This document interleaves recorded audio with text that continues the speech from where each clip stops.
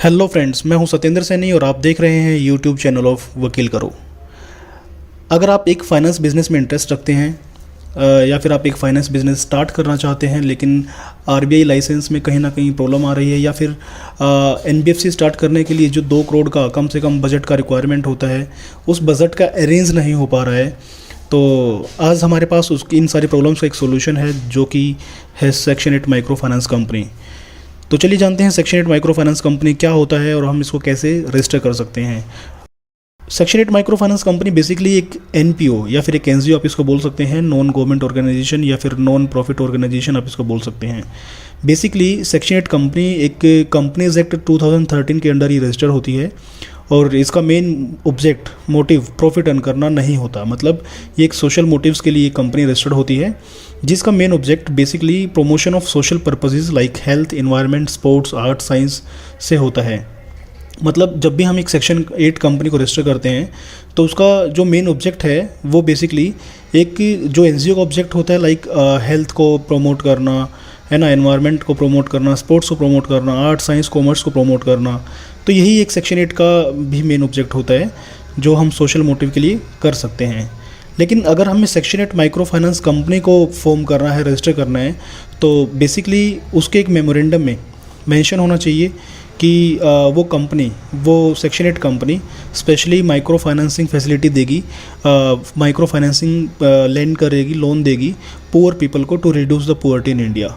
मतलब कि section 8 company अगर हमें माइक्रो फाइनेंस में रजिस्टर करनी है तो उसके लिए हमें बेसिकली पहले कंपनी रजिस्टर करनी होगी और उस कंपनी में उस कंपनी के मेन ऑब्जेक्ट के अंदर micro financing to poor people ये वर्ड मेंशन होना चाहिए सो दैट कि ये साफ साफ क्लियर हो कि ये कंपनी माइक्रो फाइनेंस कंपनी है अंडर सेक्शन 8 जो कि रजिस्टर्ड है कंपनीज एक्ट 2013 के according.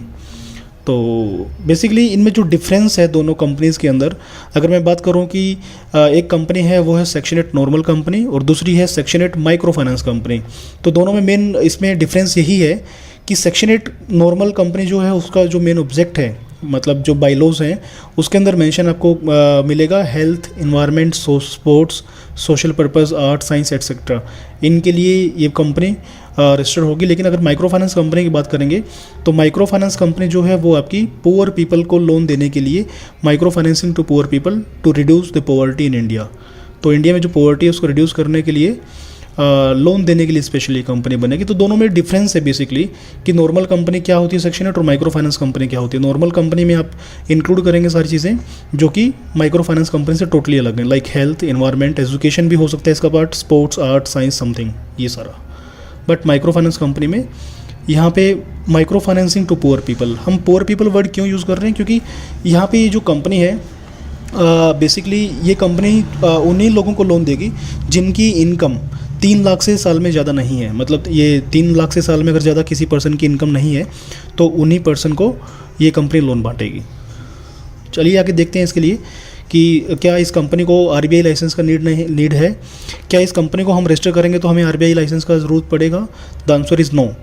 Basically RBI notification number RBI DNBR 2016-17 में नोटिफिकेशन आया था 40 नंबर नोटिफिकेशन, जिसमें साफ साफ मेंशन किया गया था कि section 8 companies and Nidhi companies को आरबीआई लाइसेंस की नीड नहीं है। मतलब वो सिर्फ एक सर्टिफिकेट ऑफ रजिस्ट्रेशन के बेस पे जो आरओसी से अपने को मिलेगा, आरओसी के सर्टिफिकेट के बेसिस पे आप इस कंपनी में काम कर सकते हैं, अब लोगों को लोन दे सकते हैं जो कि वैलिड और लीगल रहेगा।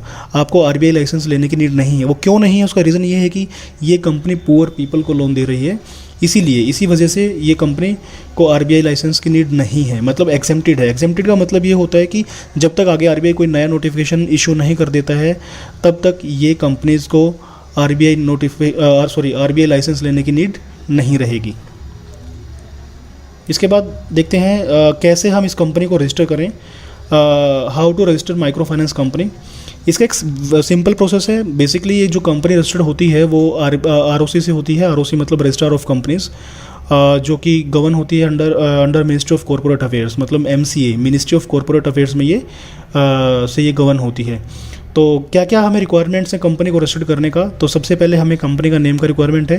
कंपनी का नेम आपको देना होगा साथ में डॉक्यूमेंट्स देने हैं 2 पर्सन के कम से कम, जो कंपनी के डायरेक्टर्स रहेंगे, लाइक उनके Aadhaar card, PAN card, photos, mobile number, email ID, latest bank statements, ये डॉक्यूमेंट्स आपको देने हैं।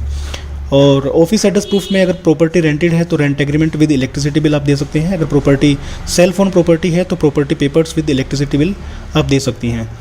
साथ में शेयर होल्डिंग पैटर्न, जो भी डायरेक्टर्स रहेंगे कंपनी के, उनका क्या क्या शेयर होल्डिंग रहेगा, कितनी कितनी परसेंटेज में वो अपने शेयर्स कंपनी से लेने वाले हैं और कितना पैसा वो इन्वेस्ट करने वाले हैं, डिपेंड करेगा शेयर होल्डिंग पैटर्न के ऊपर। तो ये कुछ बेसिक्स इन्फॉर्मेशन है जो आपको देनी है, डॉक्यूमेंट्स देने हैं। और ये डॉक्यूमेंट्स जैसे आप देते हैं, ये डॉक्यूमेंट्स आप हमें मतलब व्हाट्सएप या ईमेल के थ्रू भी आप हमें दे सकते हैं।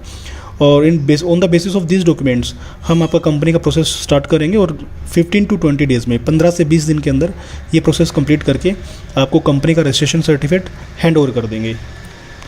अभी देखते हैं कि हम आपको इस कंपनी को रजिस्टर्ड करने के लिए क्या क्या हमारे पैकेज में इंक्लूड है और क्या क्या हम आपको दे सकते हैं। बेसिकली 12 डॉक्यूमेंट्स ऐसे हैं जो हम आपको प्रोवाइड करेंगे। फर्स्ट है सर्टिफिकेट, सेकंड है licence, third memorandum of association जिसको हम शॉर्ट फॉर्म में एमओए बोलते हैं, आर्टिकल्स ऑफ एसोसिएशन जिसको हम एओए शॉर्ट फॉर्म में बोलते हैं, PAN number of company, e PAN copy आपको मिलेगा, 10 कार्ड मिलेगा कंपनी का, ई 10 कार्ड, डिन मिलेगा डायरेक्टर्स का, क्योंकि जो भी कंपनी में पर्सन डायरेक्टर बनते हैं उनका डिन नंबर होता है, तो दोनों पर्सन्स के डिन हम प्रोवाइड कराएंगे। साथ में as well as simultaneously DSC digital signature certificates आपको मिलेंगे, क्योंकि मैंडेटरी डॉक्यूमेंट्स होते हैं जो कंपनी रजिस्ट्रेशन के टाइम पे यूज़ होते हैं। ESIC, EPF ये दोनों भी आपके हमारी तरफ से रहेगा इसी पैकेज में। Free bank account opening support भी इसमें रहेगा, एंड मास्टर डेटा की कॉपी भी हम इसमें आपको साथ में प्रोवाइड करेंगे।